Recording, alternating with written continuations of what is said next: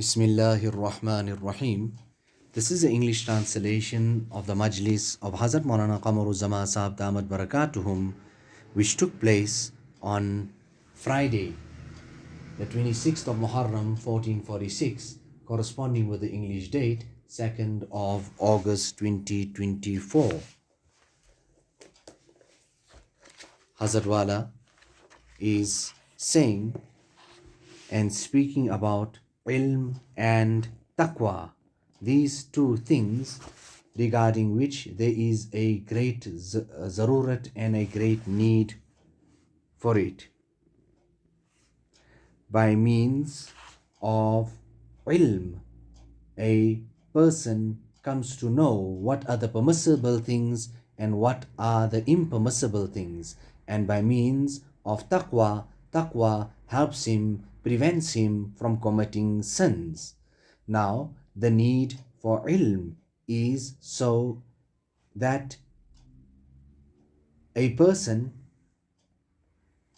he is in need of his ahkam that are related to many different things in commerce and trade, etc. The list goes on. Your bay', your transactions, bay' salam, bay' sarf, and other related things as well. And similarly, whatever ilm and knowledge he needs, which is related to his wajibat and his fara'is that are stipulated. You know, this kitab of Hazrat Haji Imdadullah, Hazrat Tanvi started translating it on the hukam of Hazrat Haji Imdadullah for many years. This was in Makkah Mukarramah, and it was written in Makkah Mukarramah. Maulana Mohammad got me this kitab, and I say to the ulama as well that there is a need to teach our students how to translate and pass on the ilm in different languages. The very great adib from Darul Uloom Deoband had even remarked that only a person like Ashraf Ali could have carried out the translation of this kitab in this particular manner. Very brief, but so all comprehensive.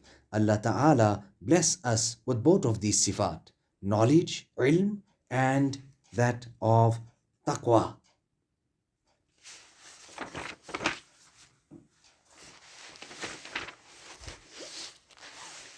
Now, from the adab of safar, that a person should make a firm intention before leaving his home. Firm intention and azm upon what? That he would forgive those who wrong him. For the marketplace actually is a place of debate, chat talk, a discussion, arguments, etc. It is for this reason that Rasulullah sallallahu alaihi wasallam has mentioned, "Ayajizu ahadukum ay yakuna kabi damdam." كان إذا خرج من بيته قال اللهم إني تصدقت بعرضي على المسلمين فمن سبه أو شتمه لا يرد عليه شيئا. So Nabi sallallahu alayhi wasallam has mentioned in a tradition that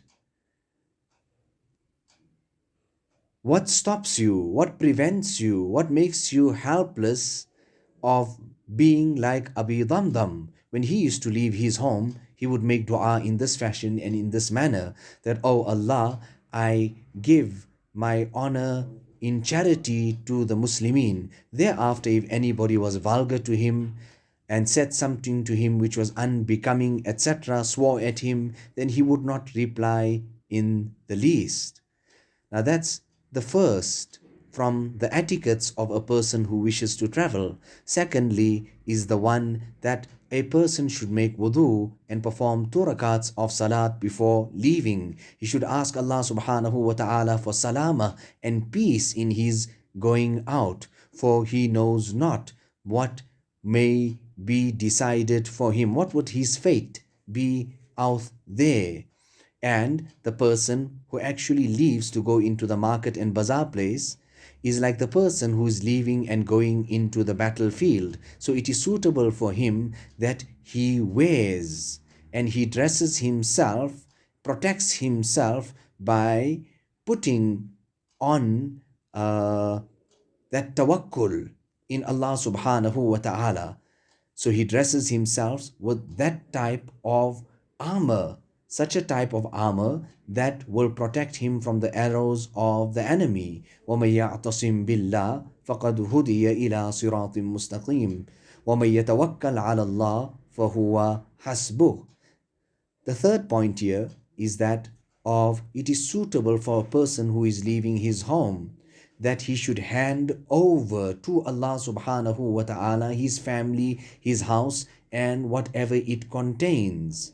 For it is more appropriate, more suitable that Allah subhanahu wa ta'ala would look after it. So he should hand it over to Allah. It's more deserving that he does that. And he should remember this particular verse of the Quran Majid, فَاللَّهُ خَيْرٌ حَافِظًا وَهُوَ أَرْحَمُ الرَّاحِمِينَ. And similarly, the dua of Rasulullah sallallahu alayhi wasallam, Allahumma anta as-sahibu fi safar wal khalifatu fil ahl. For when a person hands them over to Allah subhanahu wa ta'ala, then the fact of the matter is that when he returns, he would find it like how Allah wishes and like how he wishes. Now, some of these people on one occasion made safar and his wife was in her family way expecting, pregnant. When or whilst out on journey or whilst leaving or at the time of leaving, he made dua, Allahumma inni astawdi'uka ma fi batniha. Oh Allah, I hand over to you what's in her womb. Nevertheless, in his absence, his wife passes away, and when he returns from the safar, he asks and inquires about her. It is said to him that she had passed away during her pregnancy. Nevertheless, when it became dark at night, and he sees a nur coming from the cemetery, he follows it and he comes to that particular grave side where he's made to understood, and he sees this child drinking from her chest. And at that time he hears a caller from the unseen, O certain person, you had handed over to us the child, so you found it. And if you had handed over the mother to us, then you would have found both of them together. Now, when a person leaves, it is mustahab for him when he comes out from his house at the time of leaving that he says, Bismillah, tawakkaltu ala Allah, wa la hawla wa la quwwata illa billah. He should read the dua, in the name of Allah, I put my trust in Allah. There is no power to do good, neither is there any power or strength to stay away from evil except from Allah. When he says this here, it actually depresses and breaks shaitan, makes him lose hope. It makes him lose hope. Now here, we are learning from all these type of adab. When a person leaves his home, what should he do, etc. He reads salat, he makes wudu, he asks the protection of Allah subhanahu wa ta'ala. Now Hazrat Tanvi is writing in the footnote here, because in the marketplace, shaitan has full authority there, and he comes with his army from the jinn and the ins. From the jinn, those who portray themselves, and from the ins, from amongst insan and man, the shayateen, their plans and plots, etc. We are taught to seek refuge in Allah against all of this.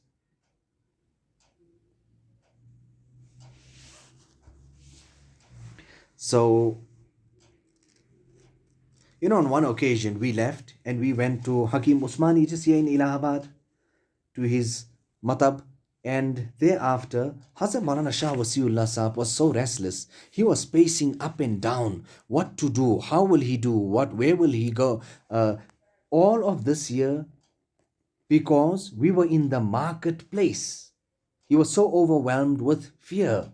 He didn't even eat his lunch against his norm and his habit and his ma'mul. He waited, he paced up and down. These people are gone into the marketplace. What are they doing? Why are they taking so long? So much of fikr, because a person is vulnerable when he takes and adopts that path and that route when he leaves his house. Now Allah subhanahu wa ta'ala give us the tawfiq and the hidayat. Make dua to Allah subhanahu wa ta'ala that Allah ta'ala protects us from the evils, trials, tests, tribulations and calamities of the marketplace. And we should continue fearing.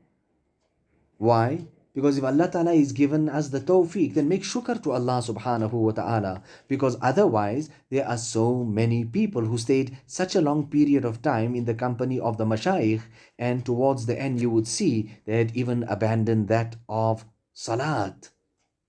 So this Bismillah, tawakkaltu ala Allah, it is a great dua. Allah Ta'ala remind us of the dua at its appropriate time. Rather at night before going to bed also read it. Read your Ayatul Kursi as well. Now, another point when a person leaves his home is that of Amar bil Ma'ruf, commanding that which is good and prohibiting from that which is evil.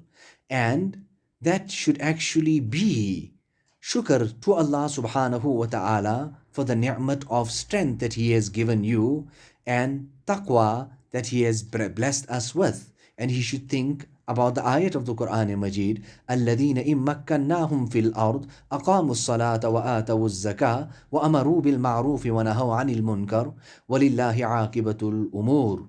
Now the person who Allah Ta'ala has given that authority, he has that capacity and is able to carry out commanding that which is good and prohibiting from that which is evil in such a manner that due to that he doesn't bring about any harm to himself or his honor or his wealth.